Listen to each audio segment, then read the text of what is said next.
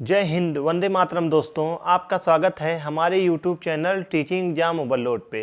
तो आज के सेशन में हम एनसीईआरटी क्लास 6 साइंस के चैप्टर 12 कवर करेंगे, जो कि सीटेट पेपर 2 के लिए बहुत ही महत्वपूर्ण क्लास है, क्योंकि सीटेट पेपर 2 में एनसीईआरटी 6 to 8 से ही सारे प्रश्न पूछे जाते हैं। तो आज के सेशन को स्टार्ट करने के पहले एक छोटी सी रिक्वेस्ट है, हमारे चैनल को लाइक कीजिए, सब्सक्राइब कीजिए, ज़्यादा से ज़्यादा शेयर करिए। तो आज के सेशन में हम पढ़ेंगे इलेक्ट्रिसिटी और सर्किट के बारे में, जो कि आप लोगों को पता ही होगा कि हमारे चैनल पर सीटेट की प्रॉपर तरीके से टॉपिक वाइज क्लासेस स्टार्ट कर दी गई हैं। अगर आप सबकी प्लेलिस्ट देखना चाहते हैं, सबकी प्लेलिस्ट बना दी गई है, सबकी लिंक मैं डिस्क्रिप्शन में दे दूंगा, आप लोग वहां से जाके देख सकते हैं। तो बिना किसी देरी के आज के सेशन को चलिए हम स्टार्ट करते हैं।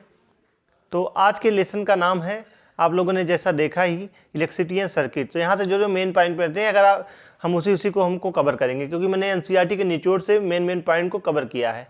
तो पहला पॉइंट यह बनता है पेपर में, पावर स्टेशन क्या होता है। तो पावर स्टेशन जो होता है, जो बिजली हम घरों में या अपने कारखानों में उपयोग करते हैं, उसकी आपूर्ति पावर स्टेशन से की जाती है। तो जो बिजली होती है हमारे घरों में, अपने कारखानों में हम लोग उपयोग करते हैं, उसकी जो आपूर्ति होती है पावर स्टेशन से की जाती है। इसे ही हम पावर स्टेशन कहते हैं। अब हम विद्युत सेल के बारे में बात करते हैं। तो विद्युत सेल विद्युत का एक स्रोत होता है। विद्युत सेल जो होता है वह विद्युत का ही एक स्रोत होता है। जैसे आप लोगों ने देखा होगा कि आप लोग घड़ी में सेल लगाते हैं तो घड़ी चलने लगती है, हाँ, उसमें करंट आ जाता है। वैसे ही विद्युत सेल विद्युत का ही एक स्रोत होता है। अब सेल में बिजली का उत्पादन कैसे होता है, ये हम उसको देखते हैं। तो सेल में जो बिजली का उत्पादन होता है, इसमें एक इलेक्ट्रिक सेल होता है, एक इलेक्ट्रिकल सेल होता है, जो अपने अंदर संग्रहित रसायनों से थोड़ी मात्रा में बिजली का उत्पादन करता है। जब विद्युत कोशिकाओं में रसायनों का उपयोग हो जाता है, तो विद्युत कोशिकाओं में बिजली का उत्पादन बंद कर देती है। यह एक इलेक्ट्रिक सेल अपने अंदर संग्रहित रसायनों में थोड़ी मात्रा में बिजली का उत्पादन करते रहते हैं। वहीं जब विद्युत कोशिकाओं में रसायनों का उपयोग हो जाता है, तो विद्युत कोशिकाएं जो होती हैं वह बिजली का उत्पादन करना बंद कर देती हैं। चलिए, टर्मिनल क्या होता है।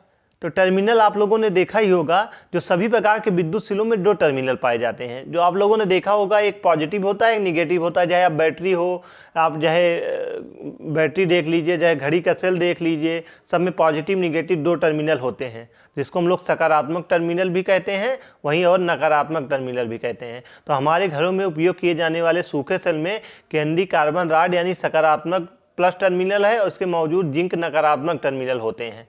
तो जो हम अपनों घरों में जब हम लोग उपयोग करते हैं, सूखा सेल जब हम लोग उपयोग करते हैं, पहले आप लोगों ने देखा होगा, जो पहले हमारे घरों में जब रेडियो का उपयोग किया जाता था, तो रेडियो में सेल आते थे, मोटे मोटे बड़े बड़े सूखे सेल होते थे। जब हम लोग को ख़त्म हो जाता था, जब उसको फोड़ते थे, उसके अंदर हमको कार्बन कोयला देखने को मिलता था ना, बीच में से लंबी छड़ी रहती थी, ऐसे छड़ी रहती है ऐसे बीच में, और उसके किनारे किनारे पूरे कार्बन आपको भरा, कोयला भरा मिलता था। तो उसको हम लोग यहाँ पे पॉजिटिव रहता था, एक तब निगेटिव रहता था। इसी को हम लोग टर्मिनल कहते हैं। आइए हम फिगर के माध्यम से देखते हैं। जैसे फिगर के माध्यम से आप लोग देख रहे होंगे, या एक घड़ी का सेल है सूखा, मतलब एक सेल है। सेल में ऊपर जो इसका ए पास होता है, जिसको हम लोग पीतल की टोपी कहते हैं, और इसका जो ए होता है, जिसको हम लोग जस्ते का बर्तन या जो प्लास्टिक या कागज़ से ढका रहता है। तो आप लोगों ने देखा होगा, सेल 2 प्रकार के आते थे। पहले जो घड़ी मोटे मोटे बाजे में सेल लगाने के लिए आते थे रेडियो में, उसमें आपको एक सेल मिलता था जो उसको ऊपर से कागज लपेटा रहता था, एक मिलता था जिसे ऊपर से क्या कहते हैं, जस्ते का बर्तन या प्लास्टिक मोटा लगा रहता था। तो आप लोगों ने पहले देखा ही होगा। और नीचे का जो सिरा होता था, इसको हम लोग ऋण सिरा यानी माइनस टर्मिनल कहते हैं, ऊपर के सिरे को प्लस टर्मिनल कहते हैं। चलिए, अब हम बैटरी के बारे में देखते हैं। तो जब 2 या 2 से अधिक सेल एक साथ जुड़ते हैं, तो इस संयोजन को हम लोग बैटरी कहा जाता है। तो जब 2 या 2 से अधिक सेल एक साथ जुड़ते हैं, तो इस संयोजन को हम बैटरी कहा जाता है। तो आप लोग बैटरी में ऐसे ऐसे कई सेल को इकट्ठा करके बैटरी बनाई जाती है। ठीक, ऐसे ऐसे कई इकट्ठा करके बैटरी बनाई जाती है। ऐसे खूंटी रहती है ना, आप लोगों ने देखा होगा बैटरी को, घरों में इन्वर्टर वगैरह यूज होते हैं, तो आपको बैटरी देखा होगा आप लोगों ने। जैसे आपको यहाँ दिख रहा होगा, इसको हम लोग पॉजिटिव टर्मिनल कहते हैं, इसको हम लोग निगेटिव टर्मिनल कहते हैं। घड़ी के सेल में एक तरफ प्लस रहता है, एक तरफ माइनस रहता है। चलिए आगे बढ़ते हैं। अब हम बल्ब के बारे में देखते हैं। तो कांच के आवरण के अंदर एक पतले छोटे तार में हमें प्रकाश मिलता है, इसे हम फिलामेंट कहते हैं, या 2 मोटे तारों द्वारा समर्थित होता है, जैसा कि चित्र में आप लोगों को दिखाया भी गया होगा। ठीक, जैसा कि आप लोग को चित्र में दिखाया गया होगा, कांच के आवरण के अंदर एक पतले छोटे तार में हमें प्रकाश मिलता है, इसे फिलामेंट कहते हैं। यहाँ दो मोटे तारों में प्रकाश, जैसा कि चित्र में दिखाया गया है। आइए हम नीचे देखते भी हैं, अभी फिगर में हम आपको दिखाएंगे भी। यहाँ मोटा तार जो होता है बल्ब के आधार के चारों ओर धातु के आवरण से जुड़ा हुआ होता है, वहीं दूसरा आधार की धातु की नोक से जुड़ा होता है। वहीं बल्ब का जो आधार होता है वो आधार की धातु की नोक बल्ब के दो टर्मिनल से होती है। ये दोनों टर्मिनल इस तरह से लगे होते हैं कि एक दूसरे को छूते नहीं हैं। वहीं बल्ब का जो आंतरिक भाग होता है वो आर्गन जैसे सक्रिय गैसों से भरा होता है। आइए इसको हम फिगर के माध्यम से देखते हैं। जैसे आप लोग फिगर में बल्ब को देख रहे होंगे ना, तो इस बल्ब में आपको इसका जो नीचे भाग दिख रहा है इसको हम लोग बेस कैप बोलते हैं, बेस कैप बोलते हैं। वहीं जो इसका ये भाग दिख रहा है इसको हम लोग फ्यूज बोलते हैं। ठीक, ये दोनों ऐसे गया रहता है, यहाँ पे आपको ऐसे ऐसे ऐसे करके लगा रहता है ना, ऐसे लगा रहता है, इसी को हम लोग फ्यूज बोलते हैं। ठीक, फ्यूज के ऊपर जो होता है इतना आपको स्टेम कहलाता है, उसके ऊपर का जो यह भाग कहलाता है इसको हम लोग लीड इन वायर्स बोलते हैं, यानी तारों से जुड़ा हुआ होता है। और यहाँ पे सपोर्ट वायर रहते हैं। और ये जो ऊपर का जो आपको ऐसा ऐसा भाग मिलता रहता है ऊपर फ्यूज का, जो दोनों तरफ से ऐसे जुड़े रहते हैं वी आकार में, अगर एक छोड़ देता है तो फ्यूज हो जाती है बल्ब, इसी को हम लोग फिलामेंट बोलते हैं। और इसके अंदर जो ये भरा रहता है, इसके अंदर कांच में जो भरा रहता है उसको हम लोग ग्लास बल्ब बोलते हैं। यहाँ पे आपको नॉबल गैसें मिलती हैं भरी हुई। तो ये घड़ी में आपको इसमें बल्ब में दिख रहा होगा, नीचे का जो भाग होता है इसको हम लोग बेस कैप बोलते हैं। और यहाँ पे जो होता है फ्यूज टर्मिनल से जुड़ा हुआ होता है, वहाँ पे स्टेम होते हैं, यहाँ पे वायर्स होते हैं, यहाँ पे सपोर्ट वायर होते हैं। और जो इसका ऐसे ऐसे भाग होता है, ऐसे जुड़ा रहता है, इसी को हम लोग ये वाला भाग फिलामेंट कहलाता है। हाँ, और इसमें जो गैसें भरी होती हैं इसी को हम लोग नॉवेल गैस बोलते हैं। ठीक, यानी आर्गन गैस भी जिसको हम लोग कहते हैं, अक्रिय गैसें होती हैं जो भरी रहती हैं। अब हम सर्किट के बारे में देखते हैं। तो विद्युत सेल में एक टर्मिनल से बल्ब के माध्यम से और वापस विद्युत सेल में दूसरे टर्मिनल तक का पूरा पथ सर्किट कहलाता है। तो सर्किट क्या होता है? विद्युत सेल से एक टर्मिनल से बल्ब के माध्यम से और वापस विद्युत सेल से दूसरे टर्मिनल तक जो पूरा पथ होता है उसी को हम लोग सर्किट कहते हैं। चलिए आगे बढ़ते हैं। खुला परिपथ क्या होता है? तो जब यदि परिपथ के एक पथ में कोई गैप हो तो बल्ब नहीं जलता है, ऐसे सर्किट को हम लोग ओपन सर्किट कहा जाता है। यदि परिपथ के एक पथ में कोई गैप हो जाता है तो बल्ब जो होती है नहीं जलती है, हम लोग कहते हैं बल्ब फ्यूज हो गई है। आप लोगों ने फिगर में ऐसे देखा होगा ना, ऐसे जो बना रहता है। उसके बाद मैं आपको फिगर के माध्यम से दिखाता हूँ, अभी आगे दिखाऊंगा। ऐसे देखता हूँ, कलर दूसरा ले लूँ तो जैसा आपको देख रहे होंगे ऐसे ऐसे ऐसे करके फिलामेंट लगा रहता है। तो ये अभी जो है तो ये आपकी बल्ब फ्यूज नहीं हुई है, तभी बल्ब जलेगी। लेकिन यही फिगर में अगर मैं ऐसे आपको दिखा दूं जैसे बना हुआ है, उसके बाद मैं ऐसे कर दूं, बीच में यहाँ पे गैप कर दूं, तो यह बल्ब फ्यूज हो गई है, यानी दोनों टर्मिनल से लगा हुआ नहीं है। तो इसको हम लोग खुला परिपथ बोलते हैं।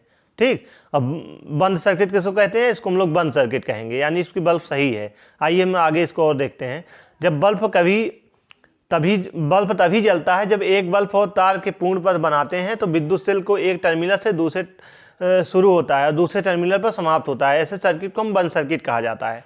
तो बल्ब जो होता है तभी जलता है जब एक बल्ब और तार एक पूर्ण पथ बनाते हैं तो विद्युत सेल के एक टर्मिनल से दूसरे टर्मिनल से शुरू होता है और दूसरे टर्मिनल पर समाप्त होता है। ऐसे सर्किट को हम बंद सर्किट कहते हैं। अब हम परिपथ में धारा क्या होती है? तो परिपथ में धारा का जो प्रवाह होता है, जैसा कि विद्युत सेल के एक टर्मिनल से दूसरे टर्मिनल तक का मार्ग जो होता है पूरा, परिपथ में विद्युत धारा प्रवाहित होने लगती है तो बल्ब जलने लगता है। तो परिपथ में धारा का जो प्रवाह होता है, जैसे ही विद्युत सेल के एक टर्मिनल से दूसरे टर्मिनल तक का मार्ग पूरा हो जाता है तो परिपथ में विद्युत धारा प्रभावित होने लगती है और बल्ब जो होती है हमारी जलने लगती है। तो ऐसे जब यहाँ से विद्युत धारा एक टर्मिनल से दूसरे टर्मिनल में पहुँच जाता है करंट, तो विद्युत धारा हमारी जो होती है वह प्रभावित हो जाती है। ठीक, वहीं विद्युत धारा विद्युत सेल के धनात्मक टर्मिनल से उसके ऋणात्मक टर्मिनल की ओर प्रवाहित होती है। तो विद्युत धारा जो होती है विद्युत सेल के धनात्मक टर्मिनल से उसके ऋणात्मक टर्मिनल की ओर प्रवाहित होती है। तो ये ऐसे उसको फिगर के माध्यम से देखते हैं। जैसे आपकी फिगर में दिखाया गया है कि यह एक बैटरी से लगी हुई है। यहाँ पे आपका पॉजिटिव टर्मिनल है और यहाँ पे आपका निगेटिव टर्मिनल है। ठीक है, और यह निगेटिव टर्मिनल का जो तार गया हुआ है वायर, यह बल्ब से एक सिरे से जुड़ा हुआ है और एक पॉजिटिव टर्मिनल का जो भाग गया है और बटन से होते हुए एक पॉजिटिव टर्मिनल से जुड़ा हुआ है। ठीक, तो जब हम लोग यहाँ से विद्युत प्रवाह करंट देते हैं तो सबसे पहले करंट यहाँ बटन तक पहुँचेगा आपका। जब यहाँ स्विच आप ऑन करेंगे तो सबसे पहले करंट यहाँ पे जाएगा पॉजिटिव टर्मिनल से, फिर वैसे होते हुए ऋणात्मक टर्मिनल पे पहुंच के तो बल्ब हमारा जलेगा। अभी एक तरफ से करंट जाएगा, एक तरफ से जाएगा, तो क्या बल्ब जलेगी? नहीं जलेगी ना।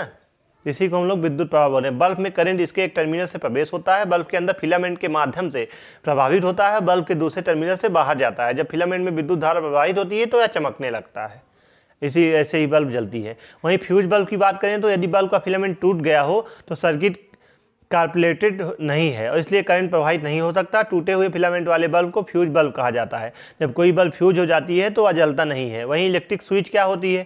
तो इलेक्ट्रिक स्विच एक सरल उपकरण है जो करंट के प्रवाह को रोकने या शुरू करने के लिए प्रयोग किया जाता है। यानी सर्किट को आप लोगों ने देखा होगा, आप लोगों ने फैन या लाइट को भी जलाने के लिए बटन का यूज करते हैं। बटन जब जलाएंगे तो आपके घर की बिजली जलने लगेगी, बटन बंद करेंगे तो बिजली आपकी बंद हो जाएगी, यानी लाइट नहीं जलेगी।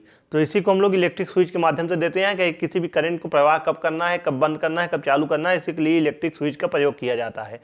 जब स्विच सर्किट पूरा कर लेता है तो उसके बंद स्विच कहा जाता है। वहीं जब स्विच सर्किट को तोड़ता है तो उसे ओपन स्विच कहा जाता है। आइए हम ओपन स्विच और क्लोज स्विच क्या होता है आइए देखते हैं।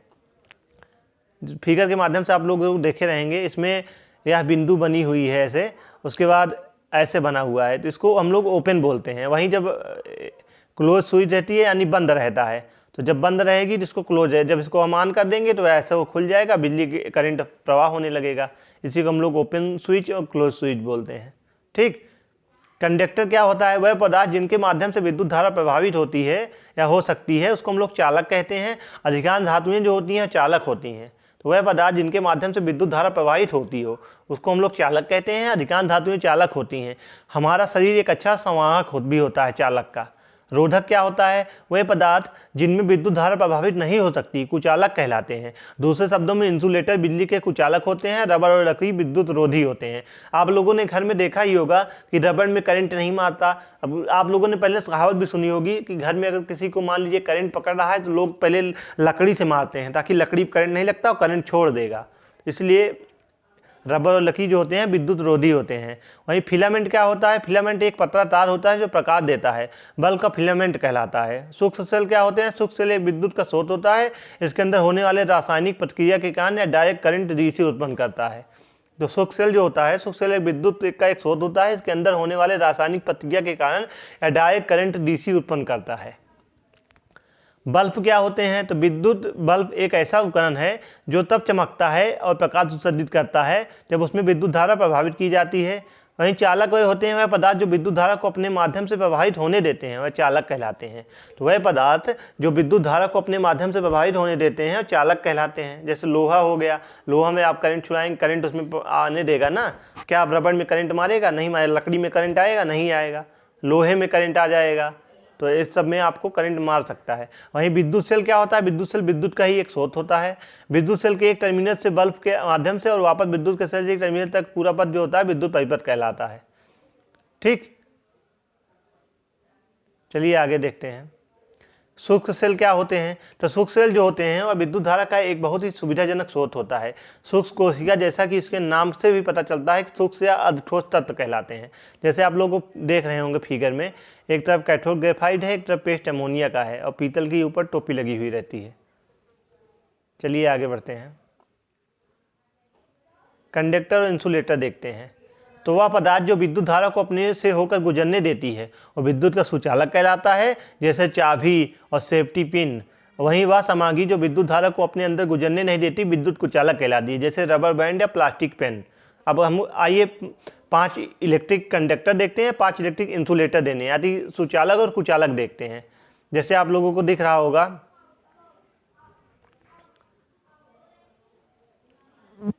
इलेक्ट्रिक क्या है? सिल्वर क्या है? सिल्वर एक कंडक्टर है। गोल्ड क्या है? गोल्ड एक कंडक्टर है। कॉपर तार क्या है? कॉपर एक कंडक्टर है। स्टील क्या है? स्टील एक कंडक्टर है। सी वाटर, वाटर क्या है? कंडक्टर है। ठीक, वहीं हम रबड़ क्या है? रबर एक इंसुलेटर है। ग्लास क्या है? ग्लास एक इंसुलेटर है। आयल क्या है? आयल एक इंसुलेटर है। डायमंड क्या है? डायमंड एक इंसुलेटर है। ड्राई वुड क्या है? एक इंसुलेटर है। ठीक, तो आप लोग समझ गए होंगे सुचालक और कुचालक क्या क्या है।